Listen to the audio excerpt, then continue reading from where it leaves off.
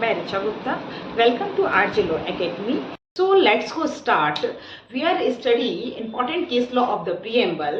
So पढ़ रहे हैं केशवानंद भारती का केस. सबसे पहला केस है जो कि हमारा 1973 का है. संविधान की आत्मा की रक्षा के बारे में बात करता है. इसमें हम एक स्टोरी के माध्यम से पढ़ते हैं कि केशवानंद भारती कौन थे. तो बताया था ये एक संत थे जो कि इनको स्वामी केशवानंद भारती के नाम से जाना जाता था. उनकी जमीन थी जिसको सरकार लेना चाहती थी. उन्होंने कोर्ट का दरवाजा खटखटाया तो सरकार बोली कि हम संविधान में कुछ भी नहीं बदल सकते हैं. कोर्ट ने सोचा अगर सब कुछ बदल दिया गया तो संविधान की पहचान ही खत्म हो जाएगी. तब सुप्रीम कोर्ट ने एक ऐतिहासिक फैसला दिया. क्या फैसला दिया? फैसला ये था कि संविधान का बेसिक स्ट्रक्चर नहीं बदल सकती है और यह विचार संविधान की से ही आता है. तो इस केस से हमने क्या सीखा? इस केस से हमने सीखा है कि प्रस्तावना सिर्फ शब्द नहीं है, संविधान की आत्मा भी है. तो हम नेक्स्ट केस देखेंगे. इंद्री बेरुबरी का केस था जो कि ये भी बहुत इंपॉर्टेंट है. ये केस है था हमारा 1960 का. इस केस में क्या कहा गया था? तो इस केस में कहा गया था संविधान की ताकत के बारे में बताया गया था. भारत, अब हम केस पढ़ेंगे. इसमें क्या था? तो भारत और पाकिस्तान इन दोनों के बीच में एक जगह थी. वो जगह थी हमारी बेरुबरी. बेरुबरी को लेकर एक विवाद हुआ. उस विवाद में क्या हुआ? सरकार ने सोचा प्रस्तावना के आधार पर हम फैसला कर देते हैं, लेकिन इसमें यह कहा गया कि प्रस्तावना संविधान का हिस्सा नहीं है, वो सिर्फ एक पहचान को बताता है.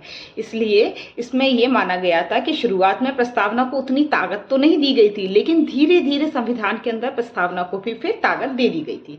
नेक्स्ट हमारा केस है, इसके अंदर मिनर्वा मिल्स का केस है जो था हमारा 1980 का केस था. उसके अंदर हमने क्या बताया था? संतुलन के बारे में बात की गई थी.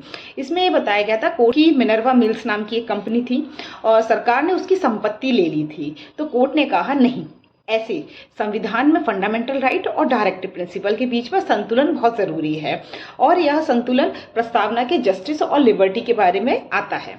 नेक्स्ट हमारा केस इसी के अंदर बताया गया था जो था SR बोमई का केस. ये भी बहुत इंपॉर्टेंट केस है. इस केस में बताया गया था 1994 का केस था ये. उसमें बताया था धर्मनिरपेक्षता की जीत बताई गई थी.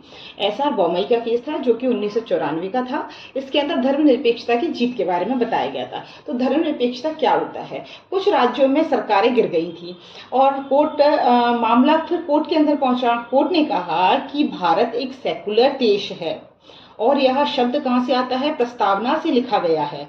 इसलिए कोई भी सरकार धर्म के आधार पर काम नहीं कर सकती है. इस केस से हमने क्या सीखा? तो इस केस से हमने सीखा है कि प्रस्तावना देश की पहचान तय करती है. फिर नेक्स्ट हमारा इंपॉर्टेंट केस है LIC ऑफ इंडिया का केस था जो कि हमारा था 1995 का. इसमें बताया गया था प्रस्तावना के महत्व को साबित किया गया था. एक केस में इसमें क्या था? तो LIC जो थी हमारा life insurance corporation of India, उसको शामिल कर दिया गया था एक केस के अंदर. सुप्रीम कोर्ट ने इसमें कहा कि प्रस्तावना संविधान का हिस्सा है और इसे समझने की चाबी भी है. तो अब प्रस्तावना सिर्फ परिचय नहीं है बल्कि वो मार्गदर्शक भी बन गया है.